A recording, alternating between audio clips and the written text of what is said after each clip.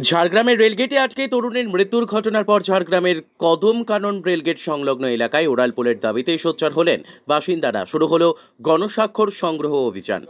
সম্প্রতি ঝাড়গ্রাম শহরের কদম কানন রেলগেটে আটকে পড়ে এলো তরুণীর মৃত্যুর ঘটনার পরে ফের কদম কানন রেলগেট সংলগ্ন এলাকায় উড়ালপুলের দাবিতে সোচ্চার হলেন বাসিন্দারা। অবিলম্বে উড়ালপুলের দাবিতে এদিন স্থানীয় পূর্বাশা ক্লাব ও এলাকার বাসিন্দাদের উদ্যোগে বাসিন্দারা গণস্বাক্ষর সংগ্রহ অভিযান করেন রেলগেট সংলগ্ন এলাকায়। একটি কনভেনশনের পর সিদ্ধান্ত হয় এই গণস্বাক্ষর সম্বলিত দাবিপত্র তুলে দেওয়া হবে ঝাড়গ্রামের স্টেশন ম্যানেজার এবং দক্ষিণ পূর্ব রেলের খড়গপুর ডিভিশনের ডিআরএম এর কাছে। উল্লেখ্য, কয়েকদিন আগে কদম কানন রেলগেটে প্রায় 20 মিনিট আটকে থেকে অসুস্থ হন এক তরুণীর মৃত্যুও হয়েছিল এই ঘটনায়। অভিযোগ, রাতে ওই অসুস্থ মহিলার আত্মীয়রা গেট কিপারকে বারবার গেট খোলার জন্য অনুরোধ করলেও গেট খোলা হয়নি। জানা গিয়েছে, বাছুরডোবা এলাকার বাসিন্দা দোলন ঘোষ মণ্ডলের শ্বশুরবাড়ি বাঁকুড়া জেলার সারিগাড়িতে। তিনি কিডনির অসুস্থতায় ভুগছিলেন। গত 1 বছর ধরে বাপের বাড়িতে আছেন। ঝাড়গ্রাম মেডিকেল কলেজ হাসপাতালে তাকে নিয়মিত ডায়ালিসিস করানোর জন্য নিয়ে আসা হয়। গত বুধবার গভীর রাতে তার শ্বাসকষ্ট শুরু হলে তাকে মেডিকেল কলেজ হাসপাতালে গাড়ি করে নিয়ে আসা হচ্ছিল, কিন্তু রেলগেট বন্ধ থাকায় প্রায় 20 মিনিট আটকে থাকে তাদের গাড়ি। গাড়িতেই লুটিয়ে পড়েন। হাসপাতালে নিয়ে গেলে চিকিৎসক মৃত বলে ঘোষণা করেন।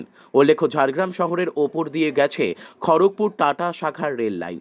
দূরপাল্লার ট্রেন শুধু নয়, একাধিক মালগাড়িও এই লাইনের ওপর দিয়ে যাতায়াত করে। তার জেরে দীর্ঘ সময় ধরে রেলগেট পড়ে থাকার কারণে সমস্যায় পড়তে হয় সাধারণ মানুষকে। বাদগোড়া, রাধানগর সহ পুরসভার 1 নম্বর ওয়ার্ডের মানুষকে প্রতিদিন হয়রানির শিকার হতে হয় এই রেলগেটের জন্য। এই রেলগেটের অবরোধ মোটামুটি প্রচন্ড অসুবিধা হয় আমাদের, স্কুল বাচ্চা ফাচ্চা যেতে আর করতে। হ্যাঁ, এই গেট পড়ে থাকে, স্কুলের টাইম লস হয়ে যায়, প্লাস কোনো একটা জরুরি কাজও যদি যায় দেখি এইখানে আটকে যায়। রেলগেট কতক্ষণ পড়ে থাকে? আধ ঘন্টা 1 ঘন্টা, 3-4টা গাড়ি পাস করবে, তারপরে ছাড়বে। গত 30 তারিখে যার ফলে এর আগে কখনো এই বিষয় নিয়ে কোথাও জানা না, কোনো প্রতিবাদও হয়নি, কিচ্ছু হয়নি। আপনারা কি চাইছেন? আমরা চাইছি যাতে আন্ডারগ্রাউন্ড ব্যবস্থা নেওয়া হয়। আপনি কি আজকে হ্যাঁ, কি নাম আপনার? আমার নাম দীপক মাহাতো। সাইন করলাম এই রেল কোচিংয়ের জন্য। কি হয়েছে? এখানে এই রেল এলে 1 ঘন্টা 1.5 ঘন্টা দাঁড়িয়ে থাকতে হয়, এই জন্য সমস্যা হয়, হসপিটালের সমস্যা হয়, তোমার ডাক্তারখানাতে যদি রোগী যায় তার অসুবিধা হয়, এরকম অসুবিধা হয় আর কি।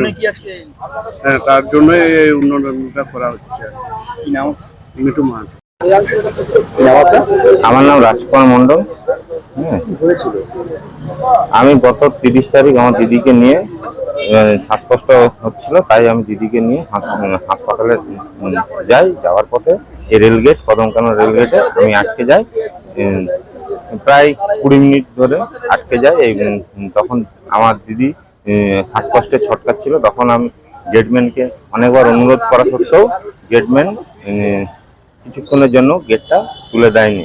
হ্যাঁ, তারপর আমি গেট যখন 25 মিনিট মতো পরে খুলে তখন আমার দিদিকে হাসপাতালে নিয়ে তখন ডাক্তার মৃত বলে তাকে ঘোষণা করে।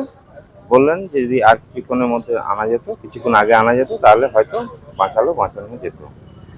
রেলগেট মূলত পড়ে থাকার কারণে কি?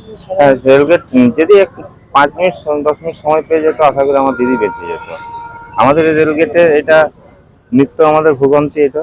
হ্যাঁ, হয় আমি চাই যে আর কারো পরিবারে এরকম না হয়। হ্যাঁ, তার জন্য আমাদের এখানে একটা সাবওয়ে বা ফ্লাইওভারের একটা ব্যবস্থা হোক। হ্যাঁ, আমার নাম রাজকুমার মন্ডল।